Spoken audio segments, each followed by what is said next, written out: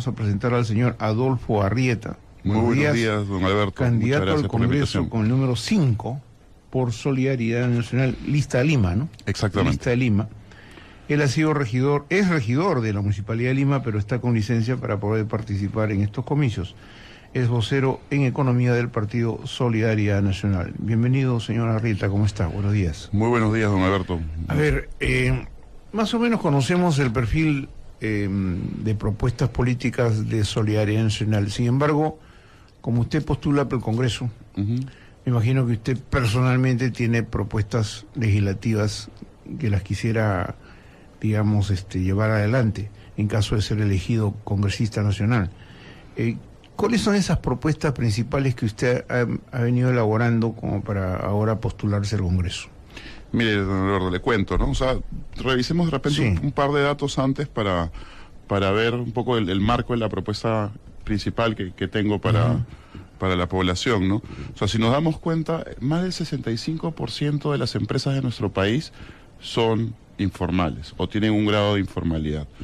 Y también el 40% de nuestro PBI está relacionado con la pequeña y microempresa.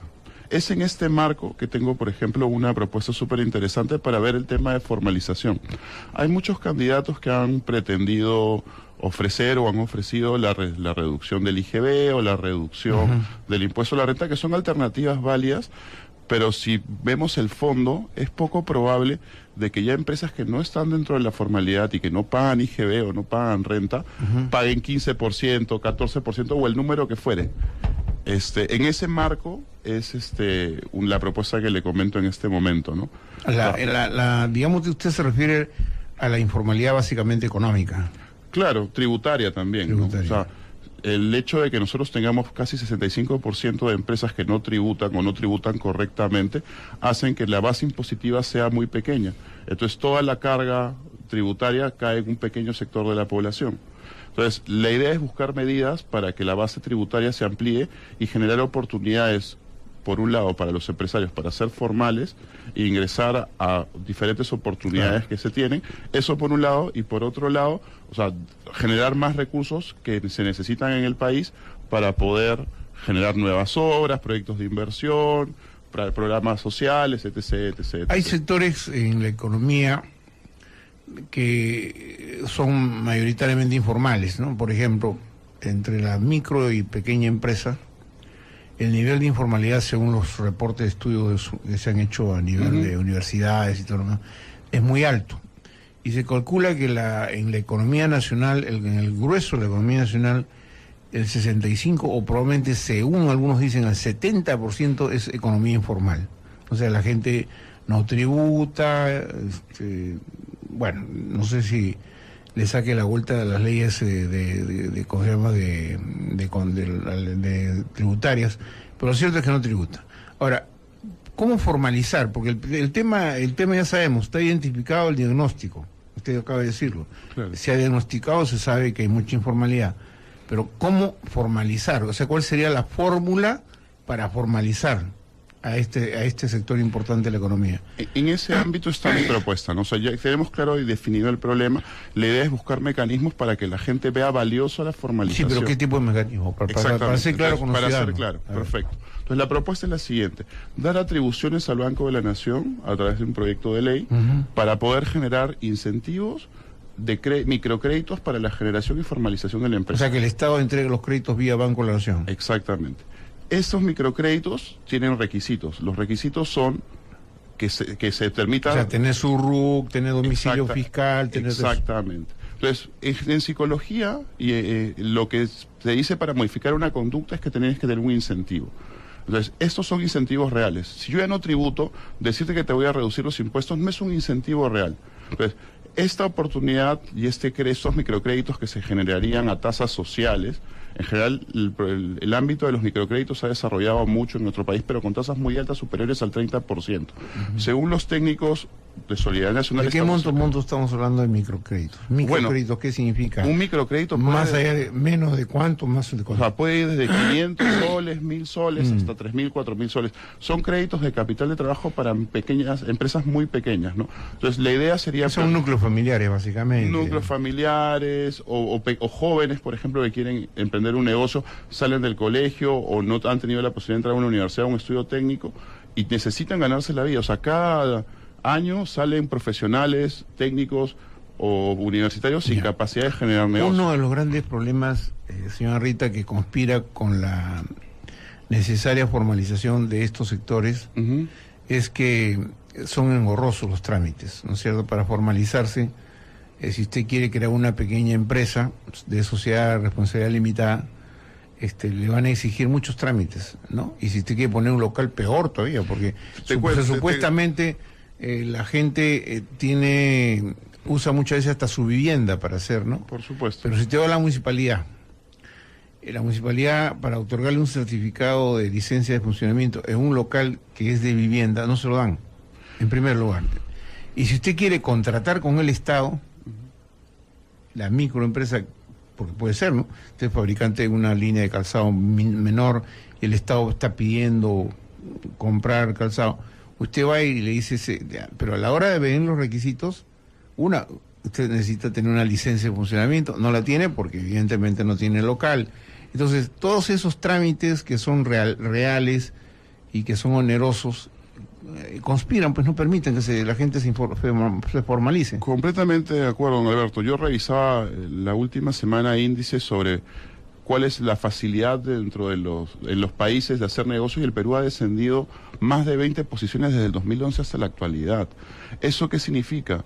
Que hacer una empresa en nuestro país es cada vez más difícil. La tramitología ha aumentado de una manera considerable, tanto en el sector privado, en el tema de licencias, permisos y acceso a la formalidad que requiere, por ejemplo, para, como usted comentaba, trabajar con el Estado, y también en el sector privado. Eso tiene que simplificarse. El Estado no puede ser una traba para poder desarrollar empresa y generar más trabajo. O sea, nosotros vemos, claro, las reformas de fondo, tanto en el tema económico, como en el tema político, como en el tema legislativo, se están dando en este momento, porque en los últimos 15 años, definitivamente hemos tenido una bonanza económica que ha podido paliar y dejar de lado los problemas reales, ¿no?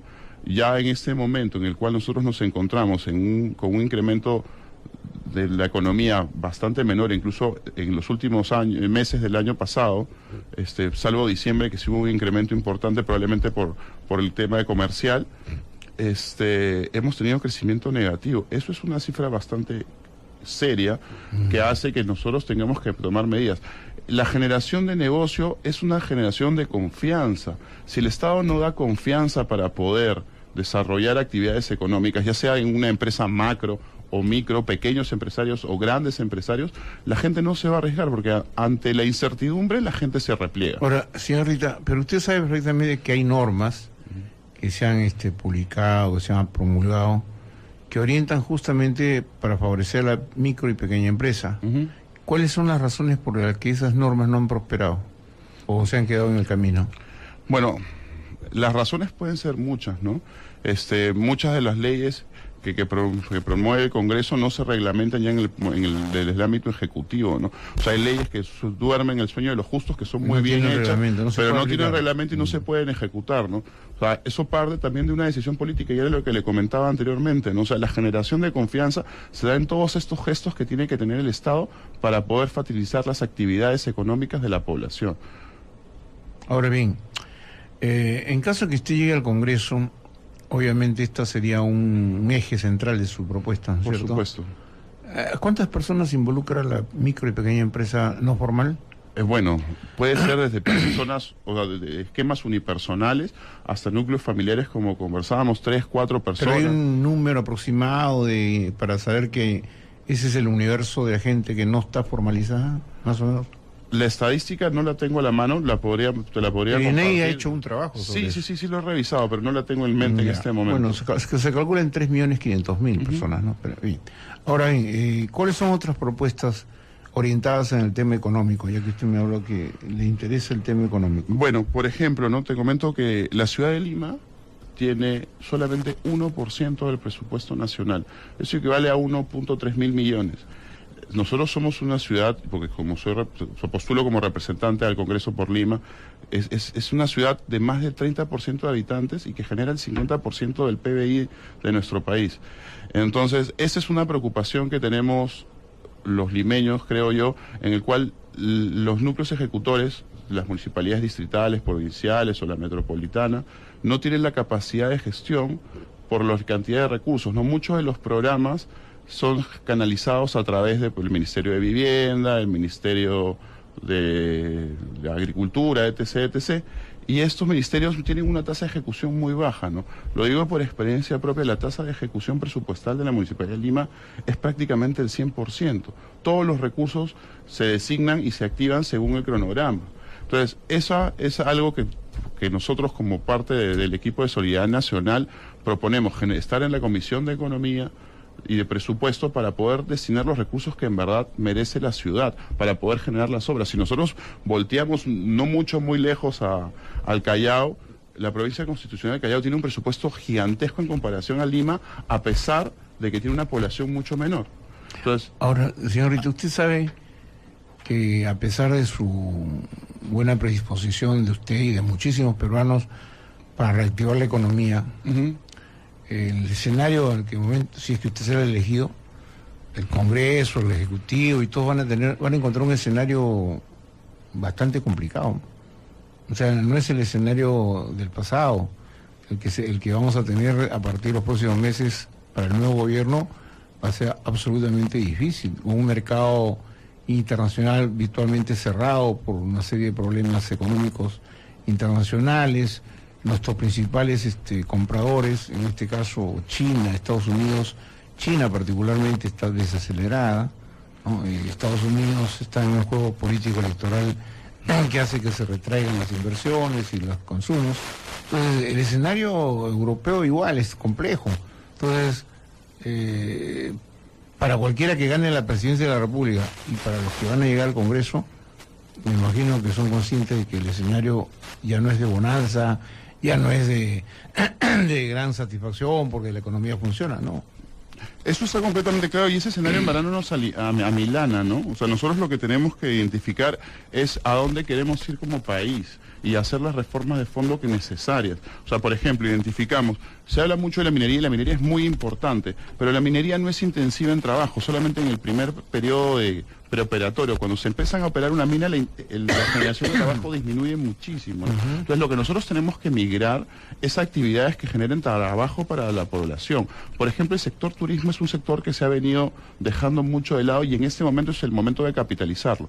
La balanza comercial, el incremento del dólar, el tipo de cambio genera que nuestro país sea muy interesante para recibir turistas de Estados Unidos y de Europa, porque nos volvemos más competitivos como destino turístico. Ese tipo de comercio y de actividad genera mucho empleo, genera personas que hacen artesanía, genera el tema de la gastronomía, que es un tema muy importante, conectividad a través de transporte público. O sea, hay que migrar a diferentes actividades económicas y aprovechar lo que en este momento nos brinda el país. Si bien el tema de los metales y la disminución de, por ejemplo, el gas, etc., el costo del gas, etc., ha disminuido, eso no significa que no tengamos otros recursos. Y también hay que migrar a una actividad productiva y elementos de valor agregado, ¿no? Productos con valor agregado. Si nos quedamos solamente en la materia prima, no vamos a crecer como país. Ahora, acabo de leer un trabajo y unas investigaciones del ministro Gessi, que la diversificación productiva como elemento de, digamos, de promoción para el desarrollo industrial va a tomar su tiempo, ¿no? Es bien lento. O sea, usted dice que hay que ver las formas de valor agregado y todo. En la diversificación productiva se contempla ese tema, pero es bien complicado porque no tenemos una industria altamente tecnificada. O sea, lo que hay que generar son clústeres de desarrollo. Por ejemplo, en Villa El Salvador hay un clúster muy y natural, no generado necesariamente por el Estado, de empresarios madereros y de productos agregados a la madera, que se generó de una manera espontánea por la necesidad de la gente y su emprendedurismo. Entonces, lo que hay que fomentar son las posibilidades y los beneficios tributarios, y generación de confianza y espacios para que estos clústeres de diferentes tipos de actividades económicas se desarrollen. Pero si es que dejamos a que espontáneamente se nazcan estos clústeres, obviamente va a ser mucho más lento el proceso. Muy bien, señor Adolfo Arrieta, que va con el número 5 por Lima de Solidaridad Nacional, que como ustedes saben, el candidato presidencial es Hernando Guerra García, ¿no? El color que lo identifica es el amarillo, con el sol de Solidaridad Nacional. Gracias por su presencia, están bastante claro. Usted es bastante joven, me parece. Sí, tengo 33 años. Saludo, bastante joven, yo tengo 70. Muy bien. Mucha suerte, señor Rita. Muchas gracias. Mucha suerte, habrá oportunidad para volverlo a invitar. ¿Ya? Muchísimas gracias. Muchas gracias. Hasta luego.